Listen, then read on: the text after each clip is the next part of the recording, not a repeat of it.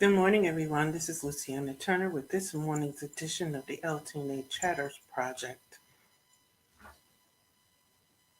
As you enter the room, please say hello. You know how we were taught. As you enter the room, you address everyone in the room. If you're catching this by the replay, hashtag replay, so I could just acknowledge that you stopped by and spent a little time with me this morning. Excuse me. Excuse me. The Chatter Project was designed to be an up-level conversation around government contracting. We discuss everything from appropriations to regulations. We discuss the news and information that government contractors and those operating in the government space or serving government contractors need to provide services in that arena. It goes beyond the standard where do you find the first contract and how do you answer a proposal, and delves into the regulations, the appropriation process. How do you forecast? It's that mature conversation that, quite frankly, you don't see too often in this area in government contracting. I am your host, Luciana Turner. I have been, if you include my time in the nonprofit arena in government contracting for 21 years. I've spent the last 17 years as a compliance analyst. And essentially, what I did was ensured that my organization was current, accurate, and complete. I interfaced with DCAA, which was the audit agency within the government. I also did Department of Labor audits, and I did some interface with the GAO office. So, needless to say, I have a great deal of experience with the audit function within government contracting. And the key piece most government contractors miss is that winning a contract is great, making the money is great, but if you do not have that compliance background, you do not have the rules and regulations there, you will pay out that money and then some in noncompliance. This morning, I had polled my list and they sent back some great questions. So this morning, I'm actually going to answer some of the questions that my list sent to me, because part of my platform is not only to provide information, but is to answer any question that my audience has surrounding government contracting. So, one of my participants and one of my audience members wants to know what is an RFP, an RFQ, and what is the difference. An RFP is a request for proposal. An RFQ is a request for quotes. And the key difference is an RFQ is typically sent to a list of pre-vetted vendors. Now, there are some occasions where they just send it out to the general population.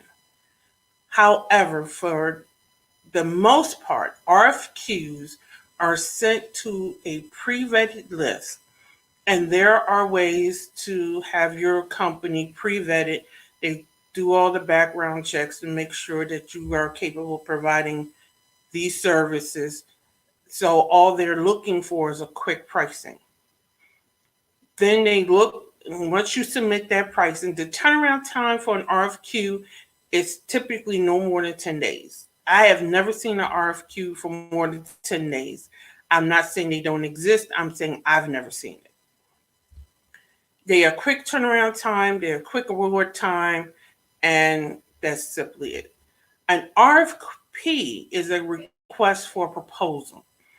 And although there are set asides, which we will discuss at another time, they are open to the general public. An RFP lifetime can be 30 days. If for the larger endeavors, which I would you find in DoD, they can be on the market for up to 90. I've seen some RFPs on the market for 90 to 120 days. That's from when it hits the street into when it's due. An RFP is very extensive. That's where you, one, have to basically give an analysis of who your company is. Then you have to answer how you would solve the problem the government is presenting. Then you would provide the financial information, and each RFP is slightly different. So this information is very broad because in some RFPs, they want the financial information in the proposal. With some RFPs, they want the financial information with the proposal, but in a separate package because they're going to review that separately. And some RFPs, I've seen this done, they don't want the financial information. They're going to go through the proposals, create a short list, and then from that short list, they ask for the financial information. So that's the key difference between an RFQ and an RFP. Her follow-up question is what the ways of submission. The government tells you how to submit the information that they're looking for. Predominantly is by email. You have to get it to them on a certain day by a certain time. Now, the one thing I want to tell everybody, if the government says they want something by October 12th at 1 p.m., if it comes in at 1:01, it is non-responsive. They will not open it. Sometimes they'll send it back. Sometimes they won't. But it's non-responsive if it's a minute late. So you need to get into the habit of not working late, but working efficiently. There are instances where you can email a submission. Now, the trick with emailing is it is up to you to confirm receipt. It is up to you to ensure that your submission gets through the government's firewall. There was actually a case about 6 years ago where a contractor submitted their proposal, and somehow or another it got caught up in the government's IT system, and it was never received. So when they found out it was never received, and they did some checking, the IT, it got caught up. Come to find out the file size was too big, which is why it never went through. Well, the contractor tried to argue that they were on time and they wanted their proposal. They wanted the whole thing thrown out. The contract was already awarded. They wanted the award rescinded and it reevaluated again on the basis that they submitted their proposal on time and they should have been considered. The review board, and there is a special review board that hears contract disputes and bid protests, etc. The review board said it was your responsibility to ensure that your proposal was received. And the fact that you won did not read in the proposal that your file size had to be a certain size, because it's stated in the proposal the file could not be over a certain size to get through their firewall. And two, you waited until after the due date in the due time to even check to see that it was received. That wasn't the government's fault. So make sure you understand it is your responsibility as the contractor to ensure that your information is received in a timely way, in the way that the government says. Because some agencies are very particular. They don't want the fancy binding with the vinyl covers. They don't want it stapled. They're very particular. I know one agency, They want multiple copies, but they don't want them stapled in a binders, just paper clip them together, single sided. Some agencies go as far as to say they want the certain font, they want a certain typesetting. So it's very, you really need to read the RFP because they get that specific. Some of them tell you the number of pages. And if you can't tell it in that number of pages, don't submit. You better figure out how to tell it. So here's a piece of coaching that I want to give you. Do not get caught up in buying these templates. I know these templates are out there and it's tempting to want to buy templates from these companies. Don't get caught up in templates. Get caught up in standard responses. You as a company provide your services a certain way. And as you do these proposals over and over again, you're going to provide the same type of response. So you're going to develop standard responses to certain questions. You should have some standard procedures anyway. And those standard procedures are going to be your responses to a lot of these RFP questions. So develop standard responses, not purchase your money on templates. That is the biggest waste of time out there. And then the last question, this question really isn't, I'm going to address it because it's just a question that came in. What is the difference in B2B, B2C, B2G? And that's just nomenclature. B2B is business to business, B2C is business to consumer, B2G is business to government. Now I'm going to take it a step further in saying this. How you talk to these clients are different. And how you talk to the government is so different from how you talk to a business. How you market to the government is different from how you market to businesses.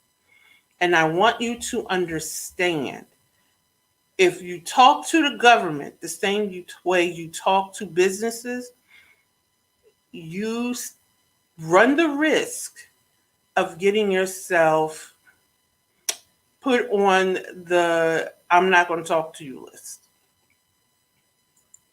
I'm just saying, you get to annoying the right people, you're going to put yourself on that list. There's a blacklist in government contracting, and if you prove to be, I'm gonna just say it because somebody needs to say it. If you can't follow simple instructions on the front end of communicating with the government, they already showing and you already demonstrating you're not going to be able to follow instructions on the back end when it comes to contract administration. So how you proceed in every step of the game is demonstrated at each level of engagement. The government has very strict rules around how you can engage them. You can't buy them anything. It used to be you can buy them a cup of coffee, a box of chocolates. But because of this whole witch hunt, and I'm going to call it that because that's what it is, around bribery in the government, that any type of gift is frowned upon now. So that box of chocolate that you buy your business partner at Christmas time can be viewed as a bribe in the government. I know it doesn't make sense, but we're in the government world. And you're putting your potential government client in a bad position where they're going to have to explain to somebody why they received a box of chocolate. Now, to you, it's harmless. And it is harmless because, quite frankly, it takes more than a box of chocolate to bribe me. But because of the atmosphere, And because people just want to find fault with everything. And in DC, there's something called if you don't want to be on the front page of the Washington Post test, I say you don't want to be on page 3 of the Washington Post. So things you do in the business world, you can't do in government. So around Christmas time, if your policy, your habit in courting new clients is to send everybody a box of chocolate, for the government, you just gonna have to send them a Christmas card and say Happy Holidays. You're really gonna have to because the rules of engagement are so different. And if you do it anyway because you're trying to be different, that's a blatant disregard of the rules. That is a blatant disregard of what could potentially place your government representative in a bad light. And if you're that blatantly disregarding the rules at something this insignificant, then the question becomes what would you do if and when you win an award? So, with that said, we are officially 7 days from the start of the new government fiscal year. There is a strategy to government contracting. There's a $3 trillion, I have to get used to saying those numbers, budget in the works that is going to, quite frankly, is going to get approved. And are you ready to take advantage of the opportunities that are getting ready to come down the pike? I invite you to a conversation with me. 15-minute discovery session. The link is in the description. You can ask me a question and I can point you in the right direction. From there. So with that, I want to close out by inviting you to join me tomorrow morning at 8:15 a.m. for another installment of the Chatter Project. I will be reading another question from my audience. And with that, if you wish to submit a question, my email is in the description. The LT and A company at gmail.com. You can submit a question and I will answer it live like I did this morning. If it requires a little research, I'll do the research and provide you an answer. So I'll see you tomorrow morning. Have a great and amazing day. Don't forget to develop that strategy for the contract win and the contract success. Have a great day.